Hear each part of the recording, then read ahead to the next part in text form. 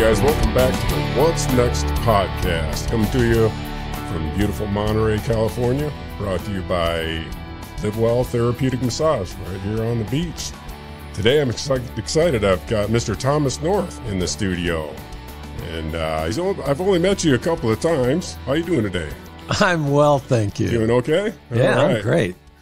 Well, you've been traveling a little bit. I've been traveling. I've been trying to get you on the podcast for about a month now, but our schedules have been off a little bit. So glad to have you here. I just at the end of May and for the first 3 weeks of June, I had COVID. Did you? Yeah. And it kicked my ass. Did it really? Yeah. It was rough. I think I got it about the same time as you were getting rid of it, I guess. Oh, you did? Yeah, I took a little trip up to Michigan to see the grandkids and did a week in Chicago and had way too much fun and came back with a little bit of COVID. So we had to sit out about 10 days. And it's nice to be part of the herd immunity. Yeah, exactly. We've been talking about that for years, and kind of be nice to, you don't want to rush everybody into getting sick. Otherwise, we would have overloaded the hospitals. Sure. Which we probably did anyways. Right. But it seems like it's finally coming to pass. Yeah. And the data that I've seen, and I don't know the exact number, it's somewhere between 70 and 85% of the population apparently has been vaccinated. Is that what it is? And between 70 and 85% of all COVID cases are vaccinated people. Wow. So what does that tell you about the vaccine? I don't know. You could go a couple of different ways on that one. I that's guess, for sure. It would seem to me it would be a higher percentage than 70%. Yeah. You'd think that people would be on board, but I guess a lot of people aren't.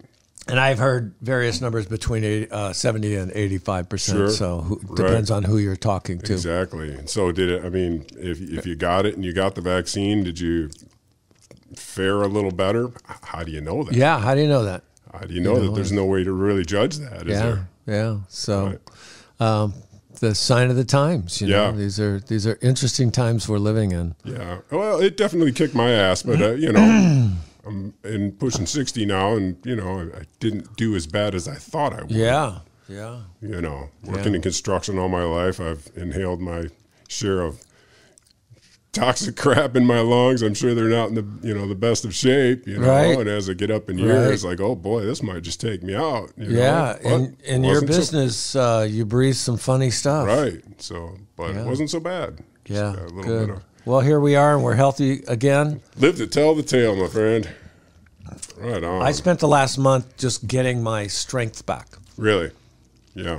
Yeah, it really wiped me out. Did it? So, but now I'm back to normal, and I lift weights every other day, and I swim every other day. So you're a very active person. I am a very active person. I'll be 69 in October.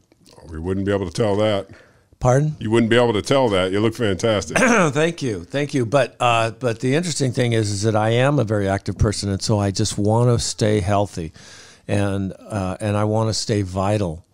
I want to be able to do the things that I've done all my life, and the body breaks down.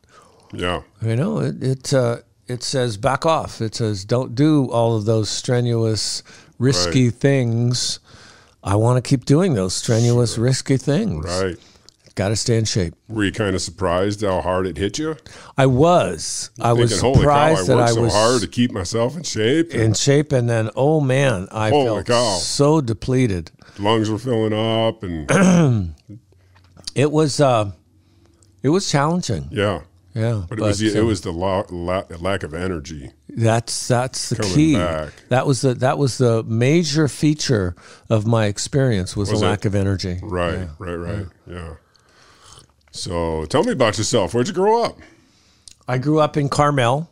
Oh, you did? Right here local? Yes. You're a local kid, huh? I am a local. I came to the Monterey Peninsula when I was 6 years old. Oh, okay.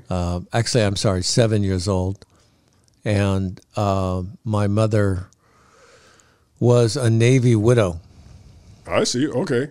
And so, poor woman, she was 30 years old with 7 children and 1 in the oven. Holy crap. When my aviator, Navy officer father who was flying experimental aircraft.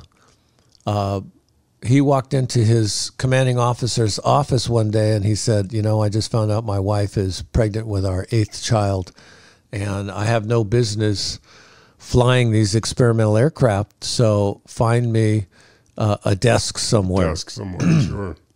And the commanding officer said, Dick, I need you up there. Don't do this to me. Your resignation is not accepted. Really? He said, now, if I understand correctly, you're due to go out on maneuvers in an hour. He said, get on that plane, mister. And so the plane went down. My dad was killed. Wow.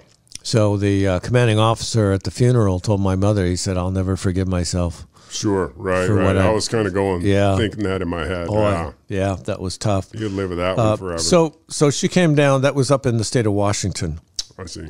Whidbey Island. There's a big naval air base up there. Oh, is there? Okay. Yeah. It's called Alt Field. All right. And anyway, so she brought her kids down to the Bay Area, San Francisco Bay Area, where she had family. She had family down here. I was going to ask that, yeah. And thought maybe she could get some help raising these 8 children. I mean, my God, poor woman. Can you imagine? And then she met a man who had 10 children. Holy cow. And she married him. Wow. So where were you in the mix? I was number 4 of the 8. Of the 8. And I'm number 11 of the 20. Because it ended up being 20 children. That's amazing. Yeah. Yeah. It ended up being 20 children. And because they were Irish Catholics and they didn't believe in birth control. And so they had 2 more. Wow. And then she had her tubes tied. And then she had 2 more with that guy. Yeah, with the new father. Wow. And his name was Frank Beardsley. Okay. So he was actually the personnel officer at the Navy Postgraduate School. I see. Okay. And so the interesting dynamic there was that the reason she married him was to save his children from him because he was psychotic. Wow. And so when she met his children, she told me this herself. This is not secondhand information. Right. She said that she was looking at 10 children who were living in terror for their lives. Right. Those were her words. Sure.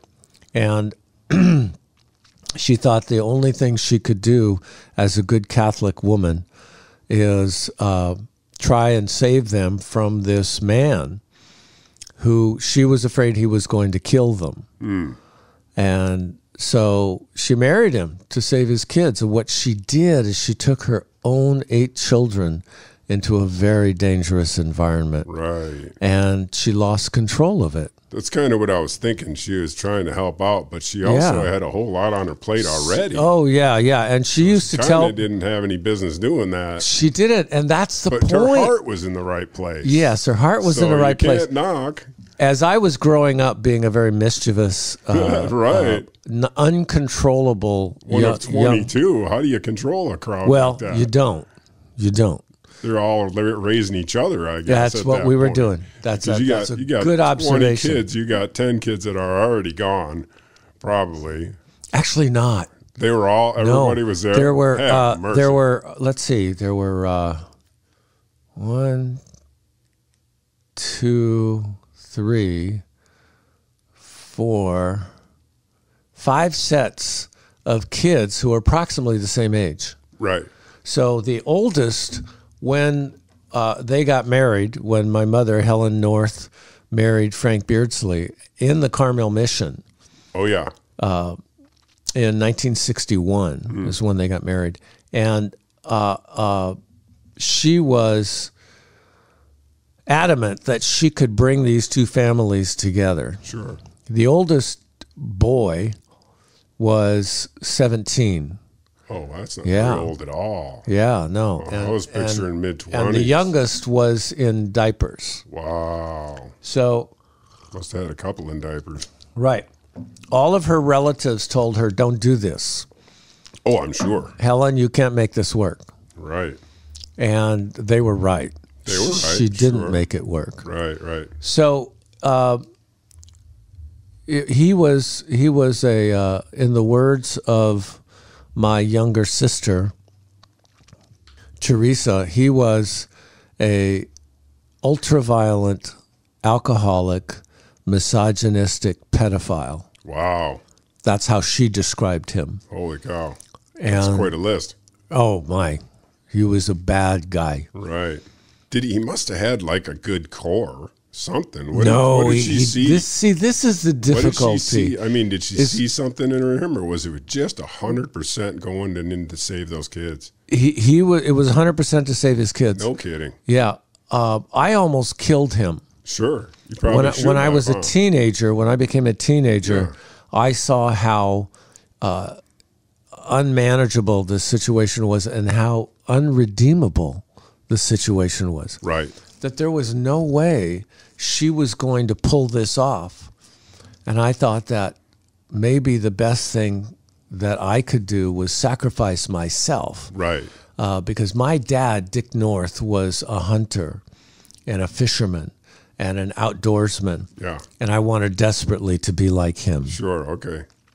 And so I was outdoors all the time, hunting and fishing. Sure. And camping and doing all the things that young men do. In the woods. Right. Yeah, in the woods. That's right. Yeah. And so I bought a .357 Magnum pistol. Nice. And I had a .30-30 rifle, and I went out hunting wild boar with these guns. Sure. In the hills of the Santa Lucia Mountains. And never did shoot a boar. No. Saw a bunch of them. There's a lot of them there. But I got what do they call it? Nervous. I got nervous whenever I was going to shoot. Oh yeah. And I couldn't draw a bead on these animals because my arms were shaking so much. That's not uncommon. It's not. There's a name for it. And it's not coming to me. But in any case, I did take my one night. Because as you can imagine, this was just going over through my head all the time. Sure. Maybe it would just be a good thing to take him out. Yeah. And so one night, I loaded the gun. With a calm head. Pardon? With a calm head. Yes, with a calm head. It wasn't a rage. It wasn't, right? And I walked up the stairs, and I stood outside their bedroom door. They lived on, we had a 3-story house on Rio Road in Carmel. Okay, yeah. And the upper level had a big master suite. Sure, right. And so that's where they hung out and slept. And so I stood outside their door, and I cocked the gun. And he heard that. Did he really? Yeah, he heard the gun cock, and he said, "Who's there?" And that was my moment of truth. Right. And I was either going to walk in there and kill him, or I was going to come to my senses. Yeah. And I stood there, and I had a vision of what would happen. Sure. And I saw myself walking in and saying, "I'm sorry, Mom," and shooting him through the head, and her freaking out, calling the police, and then me going to prison for a very, very long time. Sure. And the thing was that Lucille Ball made a movie about the combination of these two large families. Sure, right. It was called Yours, Mine, and Ours. Yes. It was the 4th highest grossing film of 1968. Everyone in the neighborhood who didn't know Frank Beardsley had the impression that Lucille Ball was my mother, right, and Henry Fonda was my father. And the kids at school would say, "It must be so great to have Lucille Ball as your mom." Right, I bet. And I wanted to scream. Right, sure. The problem that I ran into was that I saw myself shooting him and then going to court, being tried for this murder, heinous crime. Sure. And, of course, in the minds of the American public, I didn't kill Frank Beardsley. I killed Henry Fonda. Oh, right. He's so Pete. Yeah. Exactly. So I thought, oh my God, this is not going to turn out well for me at all. Self-defense will not go over well, huh? Yeah, no. So Even though it kind of I was. uncocked the gun and I walked back down to my bedroom and I put it away and I never thought about it again. Right. I wonder if he ever thought about it. I don't know. But there was a stage production done about 5 years ago in Santa Cruz, actually at Hartnell College, called A Fire in the Heart. And it was a production that brought actors and musicians and performers from all different levels of society.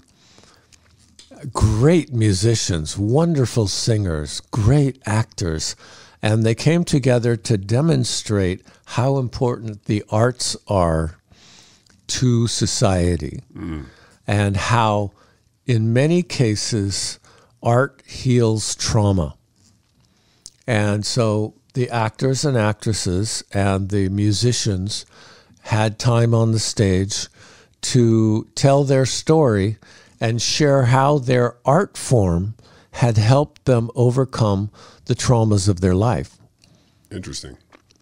And so, because there have been so many cutbacks in the budgets of art programs, Sure. and art is so important for a balanced development of a human being. And so that's a little bit problematic when you're cutting back all the art programs. For sure. So this program was, this stage production was put together, A Fire in the Heart, and they asked me to come and participate and tell the story I just shared with you. Okay. And because I'm the guy who didn't pull the trigger. Right, right. We hear so much about people who, under stressful circumstances, kill people. Sure. And end up destroying lives all around them, not just their own. And so, but I was the guy who didn't pull the trigger. And so that's a bit of a different twist Right. on the story of domestic violence. Sure.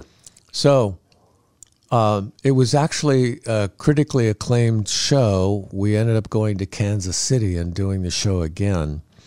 And you can find it on the internet just by Googling A Fire in the Heart. Okay. Kansas City, or A Fire in the Heart, Hartnell College.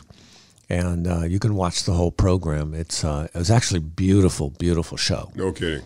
Yeah. Maybe we'll go ahead and link that to the bottom if we can. Yeah. Check that out. So, so I ended up writing a book about my experience in a family of 20 children and contrasting the experience from Yours, Mine, and Ours, which is a heartwarming, funny, really entertaining film. It's got some dark corners. Yes. Well, it did. Not like yours, but... Yeah, right. Have you seen the film? Yours, Mine, and Ours? I have, and I've seen it, and another one's coming to mind. And so maybe Steve Martin, I think, did another one. Well, yes. So there was this whole genre of the large family because he did Cheaper by the Dozen. That's what it was. That's the right. one. And one of the kids was called FedEx because nobody really knew where he came from, and there was some kind of twisted dark humor in it a little bit. You know? Yeah. Well, that's the human element. Sure. You know, is that's the polarity between.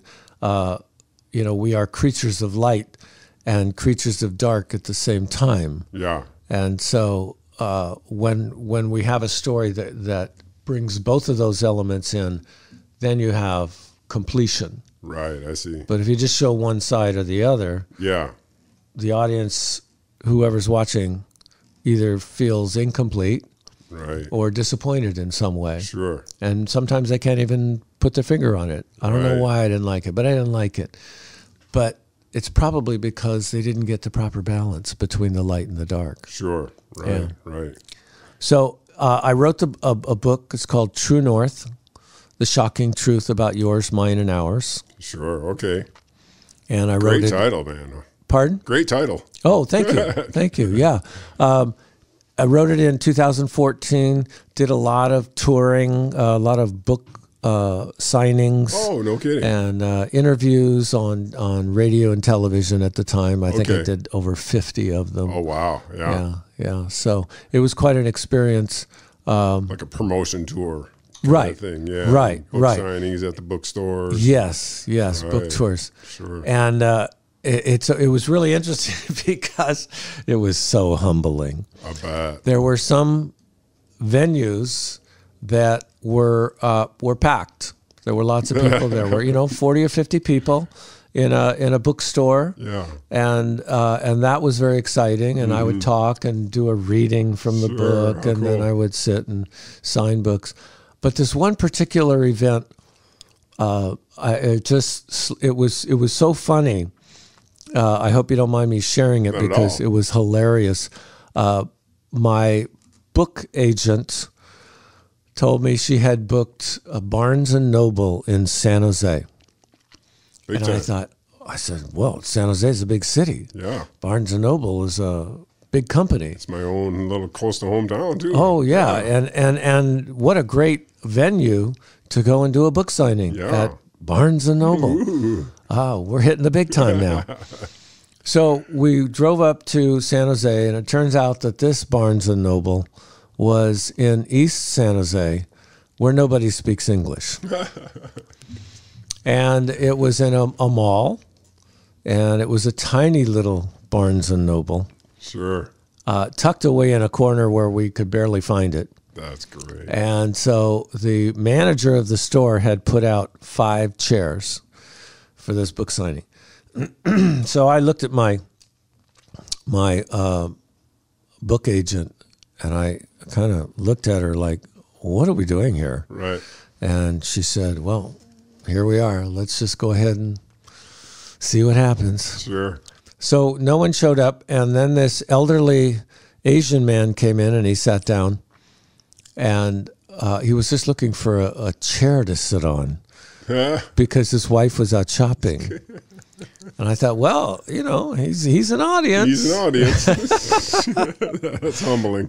So I started to do my presentation, and I was about 5 minutes into my presentation, and this tall young black man walked in, and he was gorgeous. Yeah. And he was dressed in a 3-piece suit, and he was about 6'4" and had an athletic body. Sure. And he looked like he had just stepped off the cover of GQ. Something, yeah, right. Oh, I mean, he was really dressed for success. Nice. And so he sat down, and he was practicing his active listening. He was nodding his head, and he was turning his head from one side to the other, and he was putting his index finger on his cheek and his thumb under his chin, and he was contemplating and looking interested. Sure. And I thought that his physical gestures were a little bit overdone, but I thought, hey, he's sitting in a chair there. I'm talking to him. Let's keep doing this. And so I finished my presentation, and he raised his hand, and I thought, wow, this is great. I only have 2 people, but I have a question. And so he looked very thoughtful, and he said, do you have any life insurance? Really? Yeah. And I just put my hand over my forehead, and I thought, I don't know if it can get any worse than that. Right. So hopefully you had a better one following that. Well, it was so humbling. That was a tough one to dig out of there, I bet. Oh, man. It was funny. It was funny. It's funny now. Yeah. It's funny now, yes. It wasn't so damn funny at the time. That's right. No. It wasn't funny at the time. Do I have life insurance? So that's the life of an author. Exactly. Yeah. Ups and downs, I'm sure. That's right. It's like a musician. Some venues are going to be like, whoops, why did I come here? That's right. That's crazy. Yeah, that's right. But I have been a practitioner of Transcendental meditation, which I talk about a lot in True North because it really saved me. I was a lost... Tell me something about that. What is it again? Transcendental meditation. Transcendental meditation. Yeah, so Transcendental meditation was brought to the United States in 1958 by an Indian yogi whose name was Maharishi Mahesh Yogi. And he came after spending 13 years in silence in the Himalaya mountains, he came to the United States because his teacher told him it's time for you to take these meditation techniques to the West. And so he came to the United States and built a huge organization called the Transcendental Meditation Organization or movement, the Transcendental Meditation Movement. It was very popular. The Beatles, the Beach Boys. Oh, okay, sure. Clint Eastwood became a meditator. Okay. And of course, there was Merv Griffin.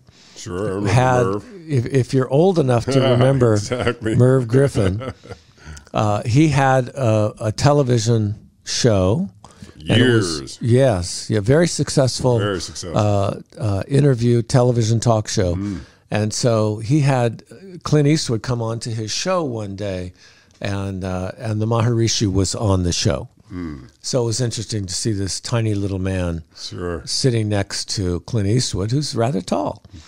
And so they talked about the benefits of practicing transcendental meditation, which is a very simple, natural, effortless technique for going inside oneself. And if we look at the words, transcendental meditation, transcendental means to go beyond. I see. And meditation is thought. The words are synonymous. Meditation means thought, and thought means meditation. We often see in literature, well, I was meditating on this idea. Well, I was thinking about it. Right. So the purpose of transcendental meditation is to help us go beyond thought. So what is beyond thought? Well, our thoughts have a source somewhere deep within our own consciousness. And so thousands of years ago, the Vedic culture in India developed these techniques for the inner journey. Now, here in the West, we're always focusing on our outer journey through our sensory apparatus. Sure. And so the Indian culture is very much oriented towards the inner journey. And so everything is based in terms not so much of intelligence, which is very popular in the West, to measure intelligence, to be smart, have a high IQ. In India, it's all about consciousness. How aware are we? Because consciousness is awareness. That's very interesting. I guess the way that I don't know much about meditation, I'll tell you that, right off the bat. But interesting what you're saying about in this society where people are so driven on the outside, I would think of it as a meditation as a time out, to shut the brain down, maybe a lack of thought, where you're saying it's a thought that you're trying to get to a next level or trying to get to your inner, where I would just think it's just a way to just shut off the brain and just be quiet for a little while. You're absolutely correct. But you're talking more of like a journey, an inner journey. Now I've listened to monks talk about, you can meditate standing in line at the grocery store. You have to separate the monkey mind from the base. The monkey mind is always chattering, right, and always trying to get the other part of your mind. Whether I don't know what you call that. What do they call it? The core of your brain that believes things, but you've got the outer brain that's monkey chattering. So what the monk was basically trying to say was, and I've said this on the podcast before, basically picture a Curious George type monkey in your head with a big switch, and he's just pulling it back to inhale, pushing it forward to exhale. And basically what he's saying is just give that monkey part of your mind a job so it's not chattering at you. Once it has something to do, then your inner mind, maybe like a reptilian part of your mind, can kind of have a rest, or you know what I'm saying? I do. You know, in the context of meditation, you're on the right track. Okay. Very confusing. Yeah, it is. Well, it's abstract. Yes, is what I it see. is. Yeah, right. It's abstract. Exactly what it is. Huh? And we actually in the West, we really don't have the vocabulary to describe the subtle experiences that occur during meditation. Right. Excuse me for stumbling over my words, but you're right. There's no real way for me to put it into words, what I'm thinking. You were struggling there for a struggling, moment to grasp, because you were going into levels of abstraction exactly that we don't usually entertain. Right. So, but there's three basic forms of meditation. There's concentration, and there's contemplation. Okay. And then there's transcendental meditation. Okay. And anything you can think of that is in the form of a meditation falls into one of those three categories. I see. Now, concentration is often associated with staring at a candle or trying to grasp a difficult concept. We concentrate on understanding, you know, Christian meditations, or, you know, the life of Jesus or the lives of the saints or something like that. Or love. You know, I'm gonna meditate on love and figure it out. Right. And contemplation is more about ideas. Okay. I'm going to take an idea and I'm really going to contemplate or try and pull apart and understand and know what that feels like, that idea, whatever it is. So that's contemplation. And then transcendental meditation is very different because it uses a thought, a word, a sound called a mantra. Okay. Sounds familiar. And we have integrated that word mantra into our Western vocabulary. And so we hear that word used a lot, but most people don't really understand what a mantra is. And a mantra is a sound. And so in the process of transcendental meditation, we follow that sound to its origin, to the source of that sound. Okay. So what is that source? Well, the source of that sound is the source of every other sound. It's the source of every thought. It's the source of every action, every behavior. Right. Because everything begins with thought. Sure. It's the primary expression. Thought is the primary expression of creative intelligence. Right.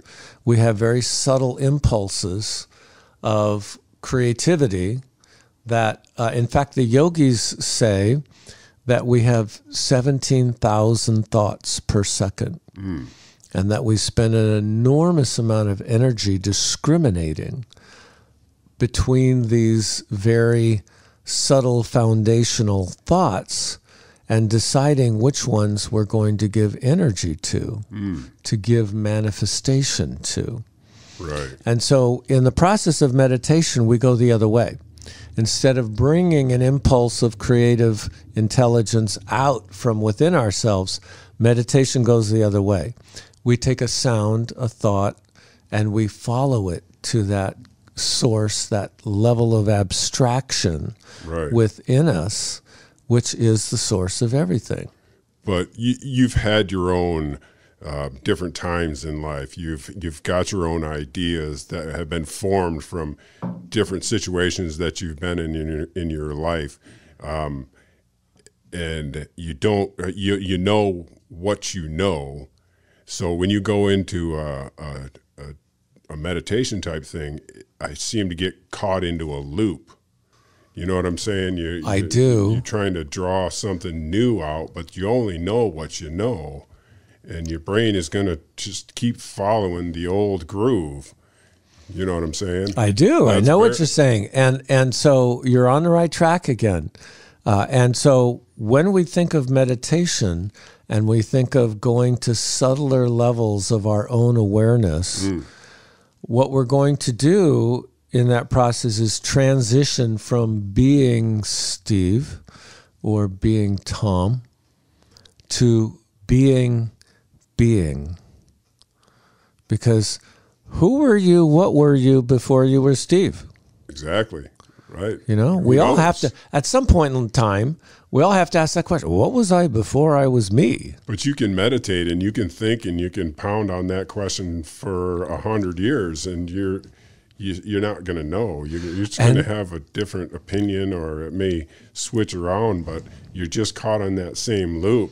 Until you have the experience of pure being without being something or someone. And that's the goal of Transcendental Meditation, is to take you to that level of pure being, which is silence, which is, in physics, they call it the vacuum state. It's that level of nothingness, of pure silence, where all the potential, all the creative potential of the universe lies within that unmanifest field. And because we have such an amazing nervous system, we are actually structured so that we can experience that directly. And the irony and the magic of meditation is that experience of silence is blissful. And it's common for people after their very first experience of Transcendental Meditation to come out and say, well, I don't know what it was, but I really liked it. Because they experienced bliss. Right. And so this technique was developed over thousands of years in India and then brought to the West in 1958. And now there are millions and millions of transcendental meditators all over the world. No kidding. Now, the Maharishi Mahesh Yogi passed away in 2005. Oh, okay. And so at the age of 90. So he came to the West when he was 33 years old. And taught Transcendental Meditation. And what was really fun for me was that he wanted to teach the whole world. That was his goal, was to enlighten the world.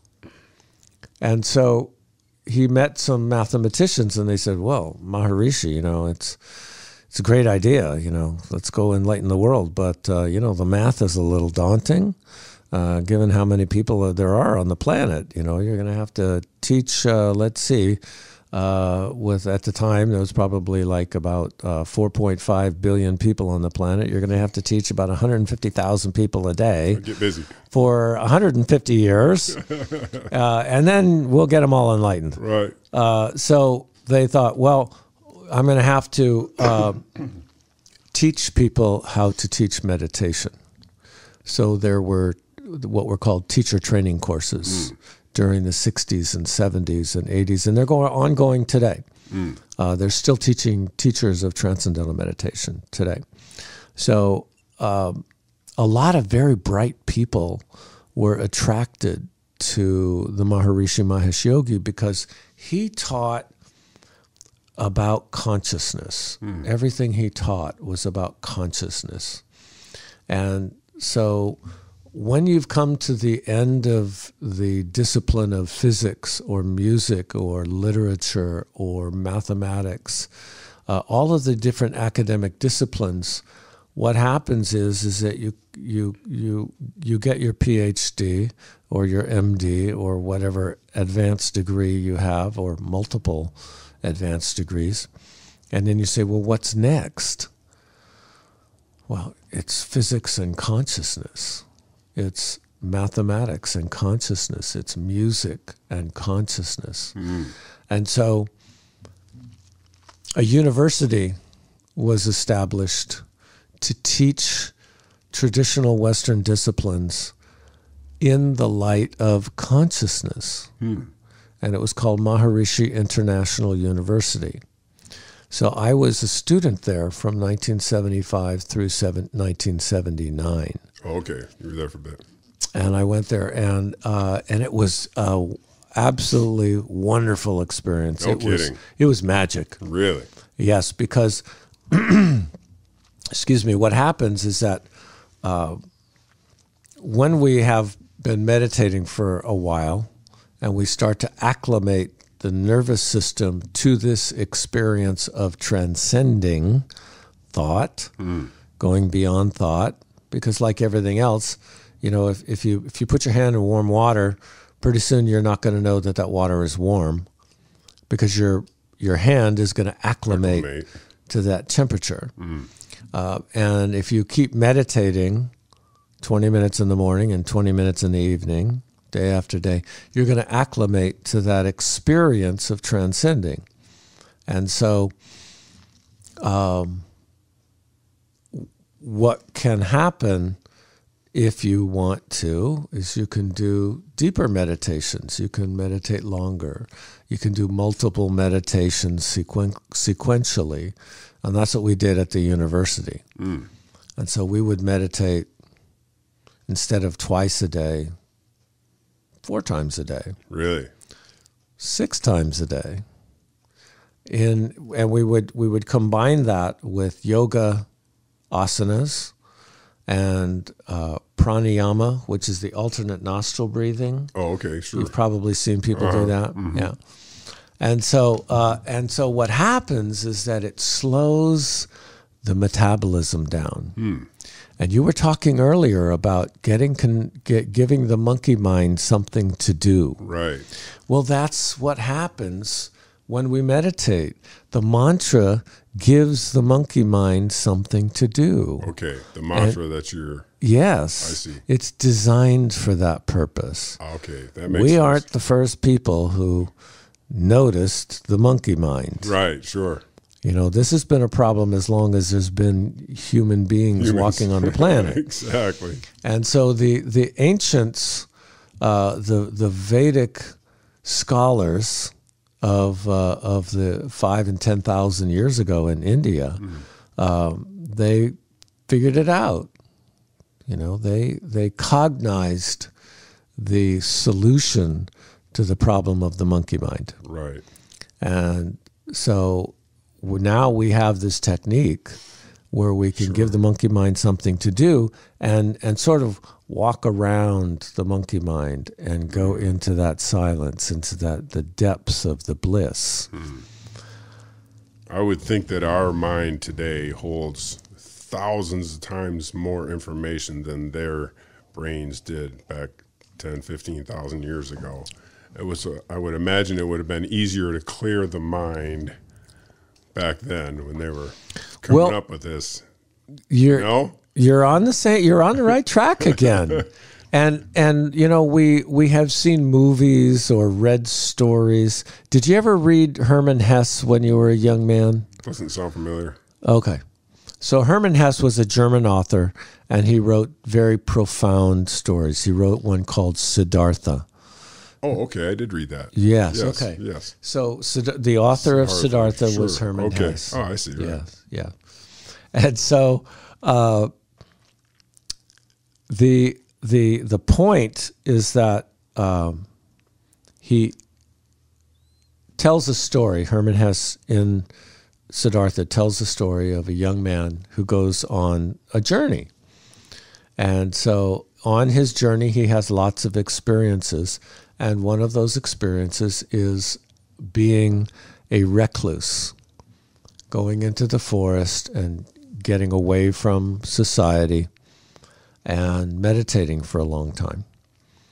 Well, after years and years of meditating, I can understand why the yogis, the recluses, the ascetics want to go deep into the mountains, into the caves, or into the forest and get away, because they can slow the mind down. They don't have that sensory stimulus that keeps us on the surface level of awareness. Because once we experience that bliss through meditation, it's like hearing beautiful music from another room. You kind of say, I want that. I want to get closer to that music. Sure. And I want to go into that other room over there where that music is. And that's what happens when we meditate, is we immerse ourselves in that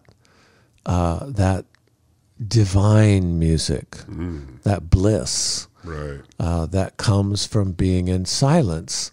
Because what we generally don't understand, if we don't have the direct experience of the silence, of the transcendent, is that it is bliss. It is pure love. And so if we ask, what is bliss?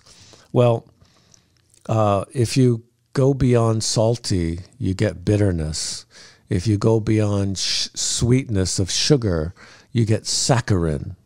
If you go beyond happiness, you get bliss. That's what bliss is. Take happiness to its extreme and go beyond that boundary, sure, and you are into bliss. And that is as good as it gets for human beings, is the state of bliss. I was following this one fella on YouTube, and he had been meditating for years now, and he was kind of explaining the levels that you go through, and his trainer, or whatever he called him, yogi, I guess, or something like that. And it seemed to be such a slow transcend. Like after maybe the first 2 years, what his guy said, that you were just maybe caught a hair off of the tail of the dragon just as it went around the corner. You're almost to the point. You're smiling. You know what I'm talking about. Yes, huh? I do. It seemed frustrating to me. This guy is like for years and years, and he's talking about the first few months, just the pain in my legs.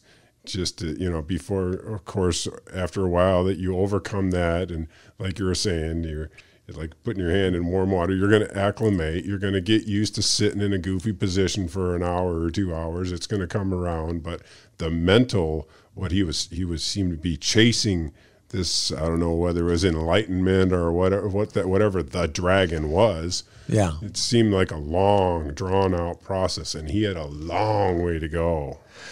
So it's an interesting issue that you raise in that context, because everyone has their own nervous system and their own physiology and their own set of stresses that have been accumulated over a lifetime. Right. Now, let's take a look for a moment at stress. What is stress? Well, stress is an impression on the nervous system, on the physiology. And what we know about our daily activity is that after a period of time, we get tired. And so there's a certain amount of biochemical fatigue that accumulates in the body in the form of metabolic byproducts. Yes. And so we need to give the body a chance to cleanse itself of those metabolic byproducts, and we call that sleep. I see. So we go to sleep, and we give the body a chance for 8 hours or whatever period of time to restructure itself and to filter out those metabolic byproducts and to rejuvenate. And we do that every day. Sure. And so, in fact, we spend a third, typically, of our day restructuring our physiology. Sure. So that's fatigue, tiredness or fatigue. And then if we really stretch it, and after a marathon run or something, and you've really stressed the body, you go beyond fatigue into stress. And so when we're experiencing stress, which we can think of as the next level of fatigue, so you have tiredness after a little bit of activity, you have fatigue after a longer period of activity, and then you have stress, serious stress on the body. Right. People who go to war. Sure. And they experience post-traumatic stress disorder. That's why they call it PTSD. Sure, right. That word stress is in there.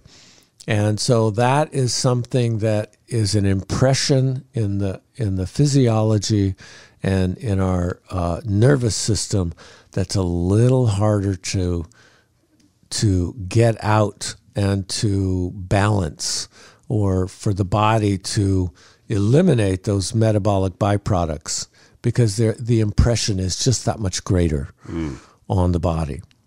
So the wonderful thing about meditation is that it allows us to get a level of rest that will root out those stresses and dissipate them and allow the body to eliminate them from the physiology.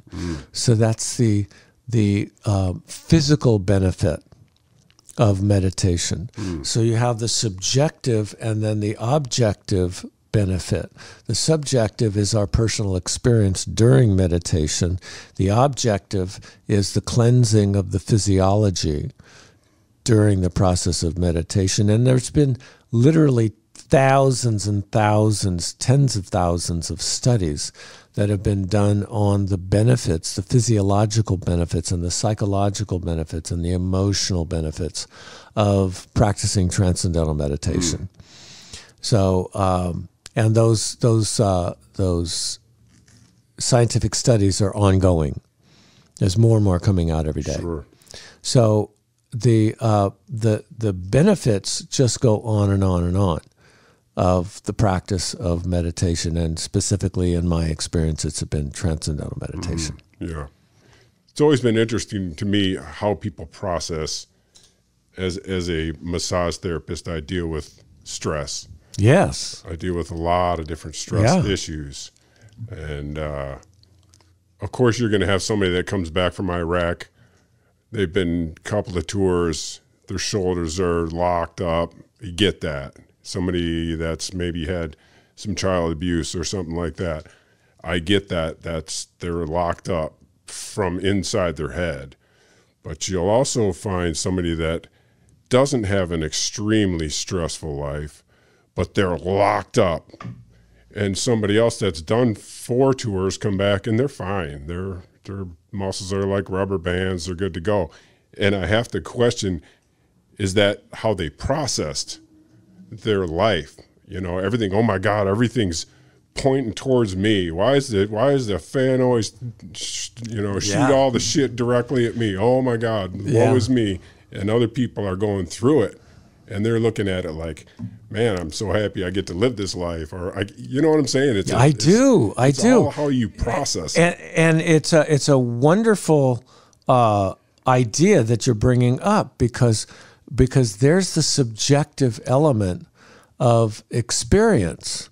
Right. You can have an experience and I can have an experience, and we'll process it completely differently. Exactly. It's like, the police, when they are looking at an automobile accident at an intersection, and then they ask the witnesses, what did you see? Yeah. And they ask 10 witnesses and they get 10 different stories. Exactly. Because people process that information differently. Right. And so we all have a different quality of our nervous systems. Filters that we feed everything through.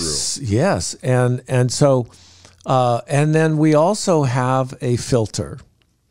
Now, this is an interesting idea, because when we talk about the process of experience, what we're saying is that we take information from our environment through our senses. And when that information from our environment comes through our senses, the very first thing that happens to it is it gets filtered. Gets fed through a filter that you've built. That's right. With all of your experiences. Yes. You know, I was just like, for an example, I lost my mom early. My brother went off to college right away. My sister ran off to the carnival. So I came home to an empty house every day. So that was one of my main priorities. If I have children, I will not let them come home to an empty house. Where you're coming from a completely opposite, where you had 20 kids running around your house. You got a whole different filter on a whole bunch of different things than I do. Yes, yeah, good example. And so we call that filter the window of perceptions. Great name for it. And on that window, from the time we're born, and some would say before we're born, because you get a mom who smokes. Sure. And she's not just smoking, the baby's smoking. Sure. It's going right into her bloodstream, into the baby's bloodstream. Right. And so the the baby ends up with a predilection towards nicotine addiction. Sure. Right. Excuse me. And so we're writing principles on this window of perceptions from a very early age in our lives. Sure. And so one of the things that I have, because I talk about this a lot, because I teach at a men's group called. Okay, I want to hear more about that too. We'll get to that. Breakthrough for Men. We might have to do a different show. Yeah, right. But in any case, that window of perceptions has thousands and thousands of principles on it.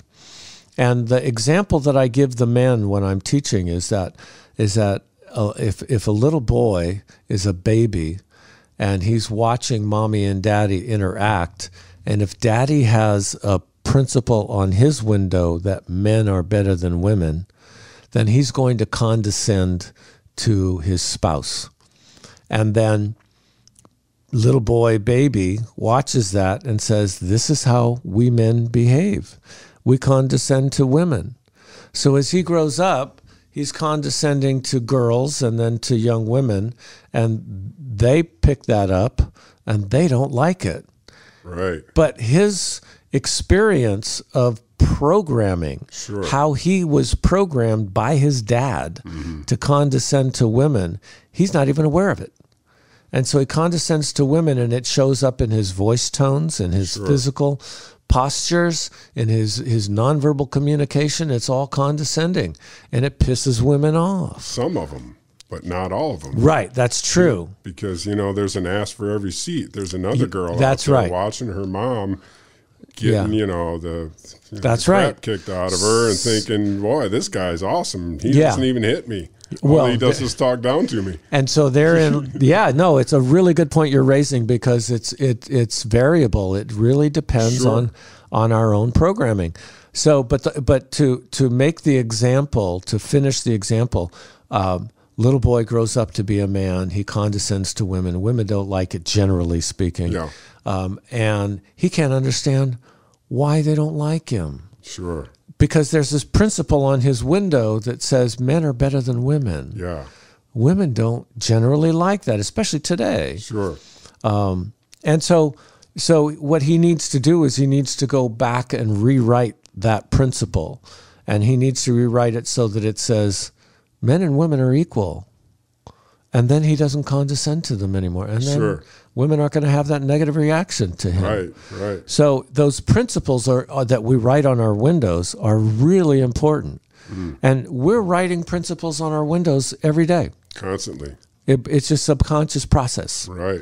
So it's fascinating in that respect. And it relates back to your comment about people processing information differently. Yes. Based on their physiology, depending on the structure of their nervous system, depending on their programming as children, depending on how they tolerate stresses in their environment, how they interpret stresses. When I was 13 years old, I was, or I guess I was 12, and I was a Boy Scout. Sure. And I was just about to transition out of Boy Scouts, and I went skiing with the Boy Scout troop. And so I didn't know how to ski, and one of the dads took me up the ski slope, and he said, "Okay, go down." I didn't know how to ski. Go ahead and fly. Yeah. And so I ended up halfway down the ski slope. This is, of course, the bunny slope, the easy ski slope. Yeah, right. And halfway down, I fell down, but my butt went between the skis, and I went down the slope with this, my knees in the air and my butt on the ground. And then I got to the bottom, and the whole Boy Scout troop was there, and all they were doing was laughing. Of course. I was mortified. That's what boys do. And you can imagine how I processed that. I don't like skiing. It was not well. No. I did not process it well at all. And so, but another person goes up the ski slope and has had a few lessons on the flat ground and understands how to handle these different situations, and they're in love with skiing for the rest of their life. Exactly. I never wanted to ski again. Got to be somewhere in the middle there somewhere. Yeah. To get to enjoy it. So that's just an example of how two different people would process the same experience differently. Yeah, exactly. Yeah. I was thinking I was not raised with any women in the house, so I always kind of looked at women as basically put them on a pedestal, and they don't like that either. No, they don't like either way. They just want to be humans. Right. Yeah, that's a tough one to overcome. Right, but that's what you know. That this is kind of coming full circle. It's all about stress management. Right. Meditation is all about two things. It's about, one is stress management, and that would be, you could say, the objective side, the outward expression of meditation, and then the inward journey, the journey towards enlightenment. Some old teachers of TM used to say, the infusion of bliss, because the analogy that's given is that if you want to take a white cloth and change its color, you dip it into the dye, and then you hang it out to dry. And most of that dye will drip out, but it'll leave a faint change in the color, and then you dip it in the dye again, and you hang it up. And over time, by repeatedly dipping it in the dye, you get a color fast change in the cloth, and it goes from white to purple or whatever color you choose.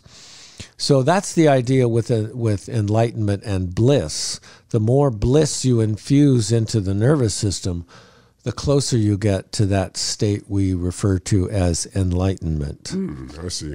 And it's the more bliss we absorb, we are literally enlightening our physiology. We're infusing light into our body. We're making our light body bigger as a part of the wholeness that we are. Yeah. And so it is something that occurs over time, but it doesn't have to be difficult. Right. It's actually very simple and very easy. It was about a couple of months ago. I had one of my clients on the show, and she had spent about 25 years, a good portion of her life, chasing enlightenment all over the world. And she wrote a very interesting book called Buddha on a Bull. And it's very interesting. She autographed it for me, and I'd like to have you check that out. But coming from a town in Russia as a small child, and just, what kind of filter she was feeding things through at that point, it's interesting to listen to somebody else's story, right? And chasing enlightenment all over the world, right? All these places you think about, India and Nepal and all that kind of thing. So that was interesting. That was interesting. I'm sure. Too. Yeah. Buddha on a Bull. Yeah. What a great title. Isn't that great? Yes, it is. She was just cutting things out. She was putting a collage together, and she was throwing different pictures. and she had a cutout of the New York Stock Exchange bull. Yes. And as she was throwing things around, the little picture of the Buddha fell on the top of that, and she was looking at it like, holy cow, that's just brilliant. Perfect. Buddha on a bull. And I was like, and that's how it came to her. That's great. Neat. So yeah. Take a look at that sometime. I will have to do that. Read for you. You know, I wonder sometimes. I've never been to India. No. I have no intention of going to India. I have no desire to go to India. I was invited to go to India once, and I said, no, I think I really don't want to go to India. Really? We don't need to go anywhere except within ourselves. That's where we find the quiet. That's where we find the silence. That's where we find enlightenment. Right. Is within ourselves. Right. That's where we find our own divinity. We have our own divinity. Yeah. And you know, it's funny, there's a story that the Dalai Lama was introduced once to Pat Robertson, the Christian evangelist. Sure, And Pat Robertson said as the story is told, Pat Robertson said to the Dalai Lama, he said, you know, the problem with you people is you don't believe Jesus Christ is God. And the Dalai Lama replied very calmly. He said, oh, on the contrary, I would never deny anyone their divinity. Deep. Yeah. Great comment. Right. Great comeback. Beautiful. Yeah. Because we're all in our own essence. We are all divine. Right. And some people say, no, I can't be divine because I'm a bad person. You know, or I just, you know, I'm so insecure, I can't be divine. Yeah. But that's just, you know, that's the programming expressing itself on that manifest level. And if they were to have some technique where they could get beyond their own ego. Right. And hit on a huge one there. Yeah. And there's a lot of people who suffer from that. I think that's the main thing in getting them over that hump, isn't it? Probably. Right. Carrying your own ego around. Yeah. So it's something that the more we infuse the bliss, the more we connect with our own divinity. And we don't have to go to India for that. Sure. You know, we don't have to go anywhere because it isn't without us, it's within us. And so, but not everybody wants to see that. I think a lot of them just want to take a vacation. Right. You know. Which isn't terrible either. Yeah. If I pick up a little bit of enlightenment on the way, that'd be great. That's right. I'm going to go on a pilgrimage. I'm going to go to India. Or I'm going to go to China or Japan or wherever it is, you know. Right. And they get a good vacation out of that one. Exactly. Yeah. I was reading my grandma's memoirs, and she took a trip around the world back in 1931 or something like that, and she just had a love for India, just because she just loved the people, loved India. She wasn't on any kind of quest or any kind of thing like that. But it was really neat to read about going from castle to castle and all the different stages or levels of classes of people, I guess they would be called, and back in the 30s, and it was just very interesting. Yeah. Culture. That might be a very good read. I'd love to read your grandmother's memoirs. Yeah. There was a book written in 1890 by an architect named Baird Spalding. And Baird Spalding went to India to study Indian architecture. Wow. And the story is told, it's actually 5 volumes called The Life and Teachings of the Masters of the Far East. And it's the most riveting set of books I've ever read. Wow. Fascinating. You can still buy them. Structures. Pardon? Amazing structures. Yes. And what happened to Baird Spalding is he stepped off the ship in wherever the port was. I can't recall the name of the port. And he was walking down the street, and a man approached him who was in a white gown, and he said, you need to come with me. And Baird Spalding said, I don't need to go with you at all. I have my own agenda. Thank you very much. And he turned around and went to walk away, and he was frozen in mid-stride. He couldn't move. Really? Yeah. And so he realized that this person who was a yogi had just stopped him in his tracks. Right. And he turned around and he said, I think I'll go with you. Yeah, exactly. There's a power here that I'm not familiar with. Exactly. Right. Yes. And so for the next 5 years, he was on his own journey, and it's fabulous. Really? Wonderful reading. Tell me again, what's it called? It's called The Life and Teachings of the Masters of the Far East. Okay. By Baird Spalding. Wow. Yeah. 5 volumes. Yeah. That's and quite I a read. believe, don't hold me to this, but I think it's published by the Vedanta Society. Oh, is it? Okay. It's not familiar. Yeah, it's just a publishing company. Yeah. Right. Yeah. Well, I got so much more to talk to you about. We're going to have to do a second podcast. Oh, well, I will look forward to it. I know you spent your life in investing, and I know you've done all kinds of different things. And yeah, I'm writing a book right now called The Richest Man in China. Okay. And I'm very excited about it. It's really coming along, and we'll have to talk about that as well. I want to hear all about that. Yeah. Well, thank you so much for coming in, sir. My pleasure, and thank you for having me on your show, Steve. We'll talk to you soon.